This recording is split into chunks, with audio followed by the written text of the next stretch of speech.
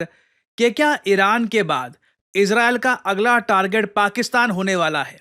Israel के साथ तो खैर हमेशा की ही दुश्मनी पाकिस्तान ने पाल कर रखी, लेकिन हमारे नेतन्याहू उन्होंने याहू बोल दिया है। आपको मालूम है, जब वो याहू बोलते हैं एक आधा बॉम्ब इधर उधर फेंक देते वो। अब उन्होंने बोल दिया याहू बोलते हुए कि भाई वो पाकिस्तान को बॉम्ब करेंगे। The greatest mission that we have is to prevent a militant Islamic regime from meeting up with nuclear weapons or from nuclear weapons meeting up with a militant Islamic regime. The first is called Iran, the second is called Pakistan. Netanyahu ने कहा है कि Iran के बाद पाकिस्तान एक बहुत ही बड़ा concern है और ईरान पाकिस्तान जैसे देशों के पास न्यूक्लियर वेपन होने नहीं चाहिए अगर हमको विश्व शांति बनाकर रखनी है।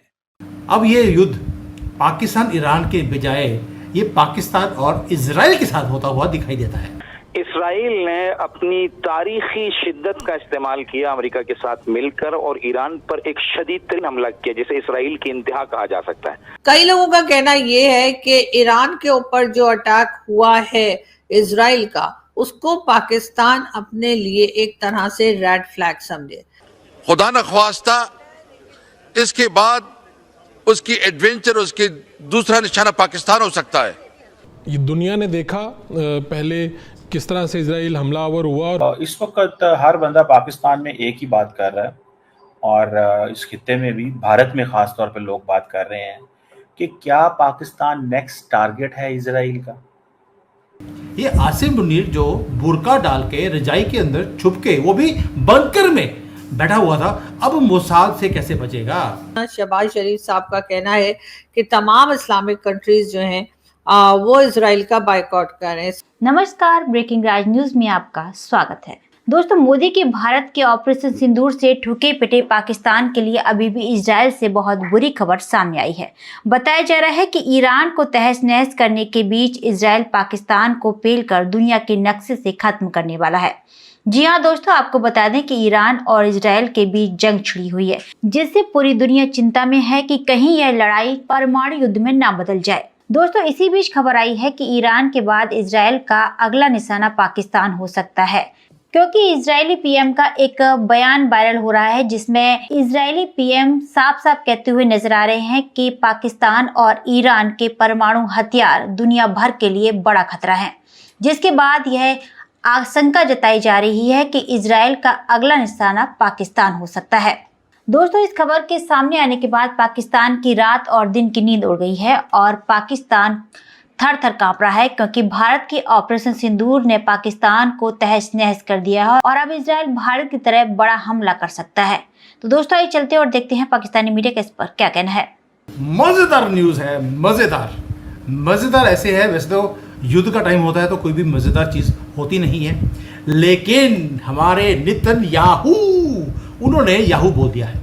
आपको मालूम है, जब वो याहू बोलते हैं एक आधा बॉम्ब इधर उधर फेंक देते वो। अब उन्होंने बोल दिया याहू बोलते हुए कि भाई वो पाकिस्तान को बॉम्ब करेंगे। अब ये न्यूज़ कंफर्म्ड है नहीं है मुझे नहीं मालूम, लेकिन ये ट्विटर के ऊपर राउंड्स मार रही है और कई जगह पे इसको कवर भी किया गया है। क्या है कि नेतन्याहू बोल रहे हैं पाकिस्तान को बॉम्ब इसलिए करेंगे क्योंकि उसने ईरान को न्यूक्लियर वेपन्स दिए हैं और नॉर्थ कोरिया को भी दिए हैं। आप सोच के देखिए, ये नेतन्याहू बोल रहे हैं याहू बोलने के बाद। आपको याद है लास्ट टाइम जब उन्होंने याहू बोला था तो गाजा का बाजा बन गया था, फिर उन्होंने याहू बोला तो ईरान का पता नहीं क्या हो गया है। अब पाकिस्तान का नंबर है। दूसरी बात, पाकिस्तान में भी कई ऐसे महान लोग हैं जिन्होंने अपने पूरे प्लान्स बता दिए कि किस तरह से वो इजराइल को बॉम्ब करेंगे और उसको नष्ट करेंगे। और ये जो आदमी है इसके ऊपर बात करेंगे सारे मुद्दे के ऊपर कि अब ये युद्ध पाकिस्तान ईरान के बजाय ये पाकिस्तान और इजराइल के साथ होता हुआ दिखाई देता है।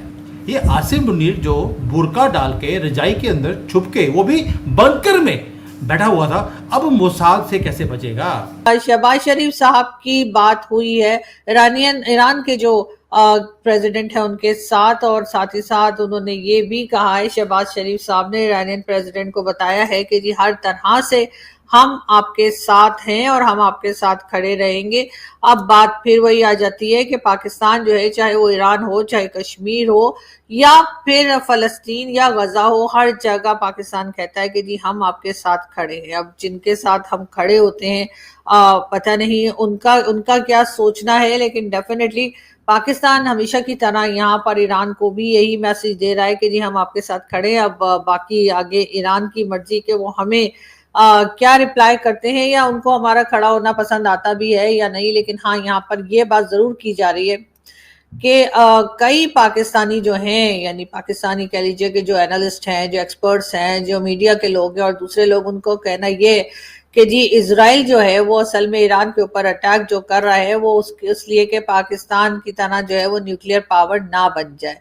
जी हाँ, पाकिस्तान के पास न्यूक्लियर वेपन्स हैं, ये सभी जानते हैं, लेकिन अब कहा यह जा रहा है कि इजराइल ईरान को नहीं चाहता कि ईरान के पास भी न्यूक्लियर वेपन्स हो, बल्कि यहां तक बात की जा रही है कि पाकिस्तान को चाहिए कि वो एक तरह से इस वक्त जो झगड़ा चल रहा है इजराइल और ईरान का, उसको अपने लिए भी एक तरह का रेड फ्लैग ही समझे। जी हाँ, कहा यही जा रहा है कि जिस तरह से ईरान के ऊपर अटैक किया जा रहा है उसका मकसद यही है कि अगर पाकिस्तान ने होश के नाखून ना लिए और पाकिस्तान ने ईरान का साथ ना दिया और इजराइल को यहाँ से ना भगा दिया, तो फिर जी उसके आगे होगा ये कि फिर पाकिस्तान की बारी आएगी। और कोई भी कंट्री ये नहीं चाहती है कि पाकिस्तान के पास या किसी भी इस्लामिक स्टेट के पास न्यूक्लियर वेपन हो।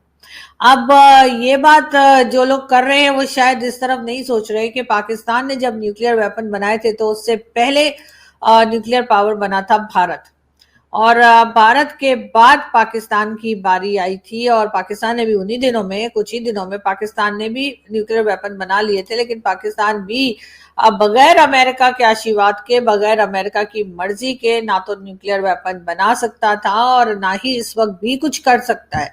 पाकिस्तान को हमेशा से अमेरिका इस्तेमाल करता आया है और डेफिनेटली अमेरिका के इस्तेमाल करने की एक खास वजह ये भी है कि पाकिस्तान के साथ ही जो है, आप जानते हैं कि ईरान भी है, भारत भी है, चाइना भी है, अफगानिस्तान भी है। तो इन कंट्रीज को कंट्रोल करने के लिए, इन कंट्रीज को अपने हिसाब से चलाने के लिए या किसी किस्म की धमकी या कुछ भी कहने के लिए पाकिस्तान का इस्तेमाल हमेशा से होता आया है और पाकिस्तान ने बड़ी खुशी खुशी अपने आप को इस्तेमाल होने दिया है। जाहिर है कि हमें एक खतरा सा लगा रहता है। मैंने कभी किसी और कंट्री को नहीं देखा कि जिसके पास न्यूक्लियर वेपन्स हो और वो इतनी खौफजदा रहती हो कि कहीं कोई हमारे न्यूक्लियर वेपन्स उठा के ना ले जाए, कहीं कोई हमें ये ना कर दे, कहीं कोई हमें वो ना कर दे। और इस किस्म की जो बातें पाकिस्तान में की जाती हैं वो शायद ही कोई सुपर पावर की बात तो अलग है अमेरिका की, लेकिन अमेरिका के अलावा भी कई कंट्रीज ऐसी हैं जिनके पास ये न्यूक्लियर वेपन्स हैं। तो इस किस्म के न्यूक्लियर वेपन्स होने वाली कई कंट्रीज जो हैं उनको हमने तो कभी नहीं सुना कि उनको ये खतरा लगा रहा हो, चाहे वो भारत हो, चाहे वो चाइना हो, चाहे वो और कोई कंट्री हो, कि जो ये कह रही हो कि जी हमें जो है, लोग चाहते हैं कि हमारे पास न्यूक्लियर पावर ना रहे, हमारे पास न्यूक्लियर वेपन्स ना रहे, हमारे वेपन्स को खतरा है।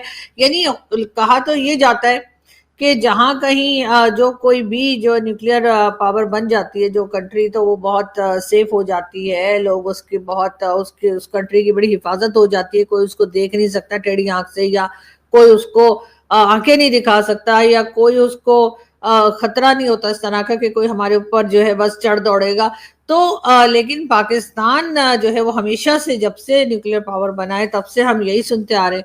कभी कहते हैं हमारे न्यूक्लियर वेपन कहीं वो ना ले जाए, कहीं कोई ना ले जाए, कहीं चोरी ना हो जाए, कहीं कोई बेच ना दे, कहीं कोई उठा के ना ले जाए, कहीं अमेरिका ना वापस ले ले, और इसी किस्म की बातें की जाती रहती हैं। वैसे तो खैर हमारे न्यूक्लियर पावर हो, चाहे यानी न्यूक्लियर वेपन्स हो, या हमारा आम जो बजट होता है जो कि पब्लिक के लिए लाया जाता है, हर एक के ऊपर अमेरिका की खास नजर रहती है और अमेरिका की मर्जी के बगैर कुछ हो नहीं सकता। कई लोगों का कहना यह है कि ईरान के ऊपर जो अटैक हुआ है इजराइल का, उसको पाकिस्तान अपने लिए एक तरह से रेड फ्लैग समझे।